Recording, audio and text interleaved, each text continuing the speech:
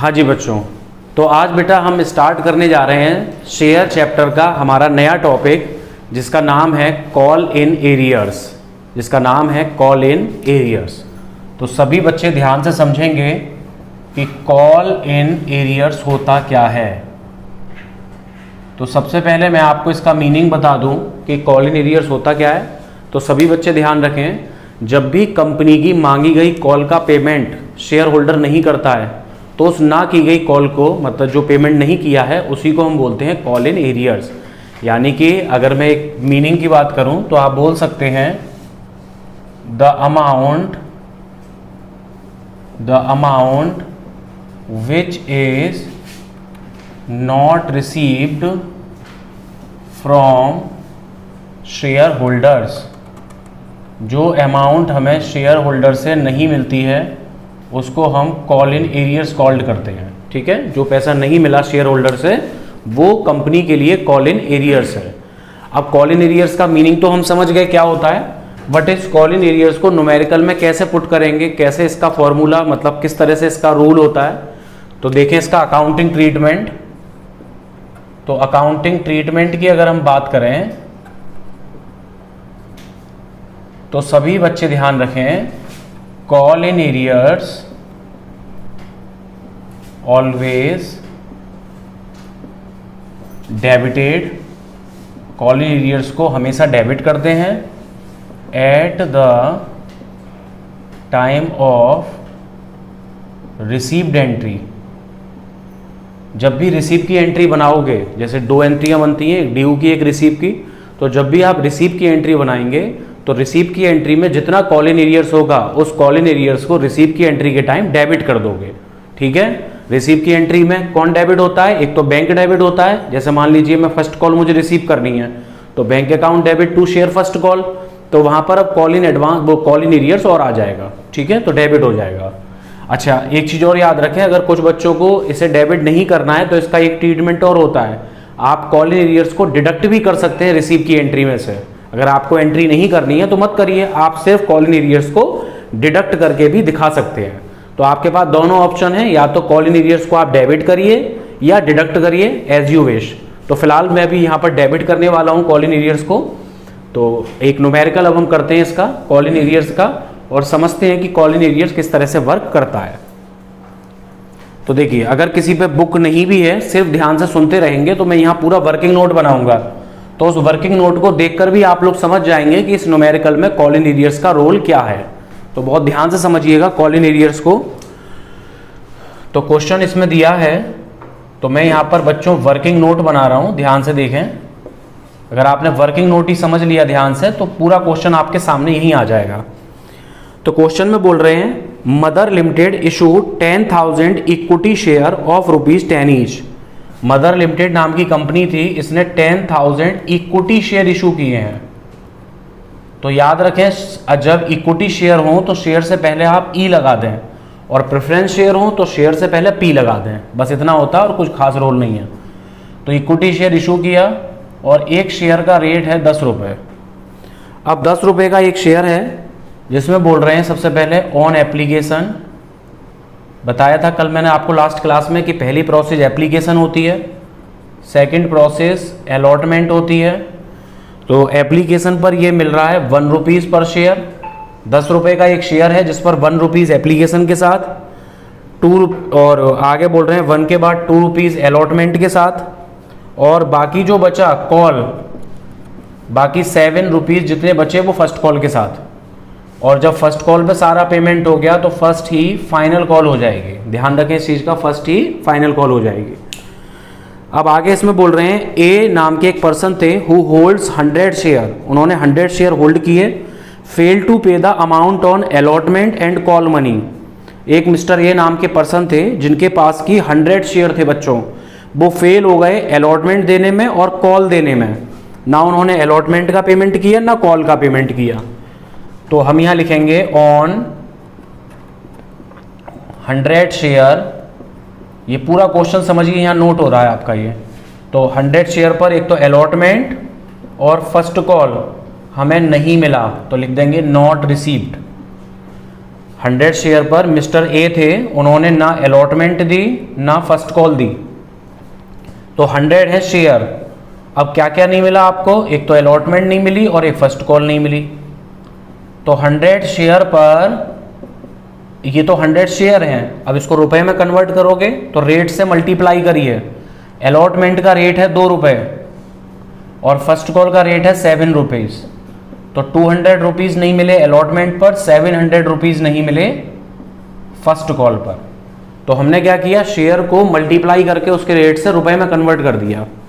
फिर आगे चल के एक और पर्सन है mister B, who holds 50 share, fail to pay the call money. उन्होंने कॉल मनी पे नहीं की। एक और पर्सन थे मिस्टर बी, जिनके पास थे बच्चों 50 शेयर। 50 शेयर पर इन्होंने कॉल नहीं दी, यानी कि first call not received. First call not received. तो फर्स्ट कॉल का क्या रेट है, 7 रुपीज़। तो 350 रुपये यानी कि 350 हमें इस पर नहीं मिला। तो इसको हम बोलेंगे कॉल इन एरियर्स। और ये कौन थे, मिस्टर बी।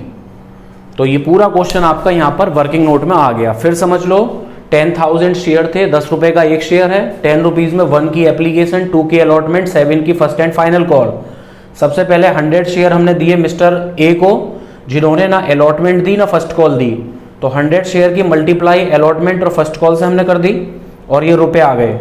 फिर एक और पर्सन थे मिस्टर बी, उन्होंने 50 शेयर पर फर्स्ट कॉल नहीं दी, तो फर्स्ट कॉल नॉट रिसीव।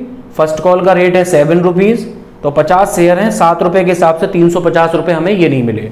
तो ये टोटल हो गया बच्चों कॉल इन एरियर्स। अब इस कॉल इन एरियर्स को हम किस तरह से ट्रीट करेंगे, तो जब भी अलॉटमेंट या फर्स्ट कॉल के रिसीव की एंट्री बनाएंगे तो कॉल इन एरियर्स को डेबिट कर देंगे। क्या करेंगे, डेबिट। तो चलिए बनाते हैं इसकी एंट्री, 5 मिनट लगेंगे, ज़्यादा टाइम नहीं लगेगा, बनाते हैं चलिए जल्दी से। तो जर्नल एंट्री, तो मैं स्टार्ट कर रहा हूँ एप्लीकेशन से। तो एप्लीकेशन पे तो कुछ है ही नहीं, सिंपल एंट्री बननी है। तो बैंक अकाउंट डेबिट टू, याद रखें इक्विटी शेयर है तो ई लगाना ना भूलें, बस आपको ई तो लगाना है और करना क्या है।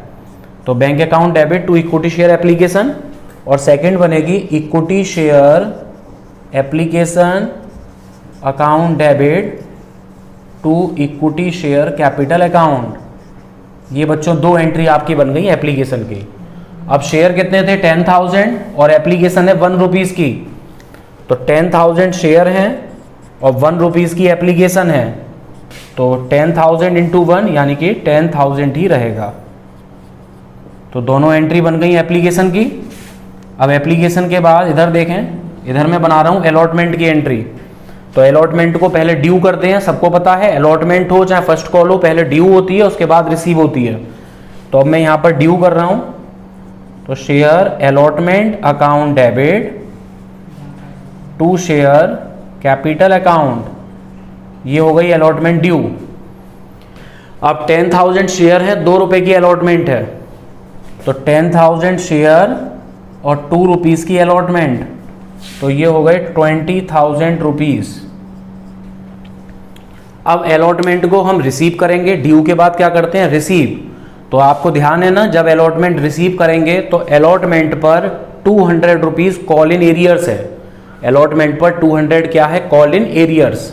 और मैंने अभी लिखाया था call in arrears always debit at the time of receive entry. जब भी रिसीव की एंट्री बनाओगे तो कॉल इन एरियर्स को डेबिट करोगे। तो अभी मैं रिसीव की एंट्री बनाने जा रहा हूँ, जरा देखें कैसे करेंगे डेबिट। तो bank account debit, call in arrears account debit, bank account debit, call in arrears account debit, और टू शेयर अलॉटमेंट अकाउंट। ये बन गई अलॉटमेंट रिसीव की entry. Bank account debit, call in arrears account debit, to share allotment. अब share कितने थे, वही 10,000 share हैं और अलॉटमेंट है 2 रुपये की। तो अलॉटमेंट पर है टोटल 20,000 रुपीज़। अब 20,000 तो टोटल हैं, पूरा total share, but mister A ने हमें कितना पैसा नहीं दिया अलॉटमेंट पर, 200 रुपीज़। तो 200 रुपीज़ को हम यहाँ डेबिट कर देंगे। तो 20,000 में 200 हमें नहीं मिला, तो कितना पैसा मिल गया होगा, 19,800।